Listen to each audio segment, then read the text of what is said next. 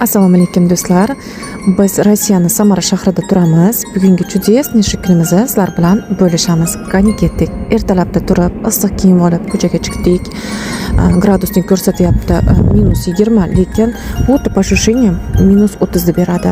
Birinchi o'rinda magazinga kirib, mayda judalarni oldik, chunki hozir mehmondorchilikka boramiz. Qani ketdik. Mashinaga chiqib yo'lga otlandik. Havo sovuq, yo'llar sirpanchiq, qor yog'yapti. Xuddi shu payt aytgandek yo'lda o'rtasida mashinamiz buzilib qolsa bo'ladimi? Nima qilishni bilmaymiz. Yordam kutsak yarim soat yetib keladi. Shu payt Xudoyim xuddi o'zini angelini jo'natishi shekilli yonimizga bitta Nivea mashinasi kelib, o'zini yordamini taklif qildi. Mashinamizni buksировать qilib, dadalarimnikigacha olib borib qo'ydi. Bu paytgacha bizni kutib ko'chada dadam ham Qorboboga aylanib qolgan ekan. Bizni ko'rib juda ham xursand bo'lib ketdi. Farzandlarim ham xursand, o'zimiz ham.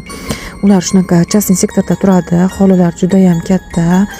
Kelib biz qor kurashni boshlab yubordik. Maza qilib qor o'ynadik, qor kuradik. Do'stlar, biz chiqarayotgan videolar sizlarga yoqayotgan bo'lsa, podpiska qilinglar, like bosinglar, xursand bo'lamiz. Bu paytda erim o'sha mashinani garajga olib kirib qo'ydi, isib turishi uchun. Do'stlar, qaranglar, bu gullarda bunaqa eksponat faqat biz gruppada bo'ladi. Bu paytda o'sha o'g'lim dadamga yordam berishni boshlab yubordi. Uyda esa bizni issiqqina piyozli nonlar, issiqqina choy, baliqlar, shirinliklar bilan ayam bizni kutib turgan ekan. Maza qilib dildan suhbatlashdik. Bu paytda o'sha dadam qizimga qanaqa odamlar bilan muomala qilishda, qanaqa qizlar bilan дружить qilish haqida senga maslahatlarni berishni boshlab yubordi. Men garajga chiqib, pechkaga o'tinlarni solib, yoqib qo'yib chiqdim. Keyin dadamga sumka sovg'a qildik. Shu bilan bugungi kunimiz tugadi. Xayr do'stlar.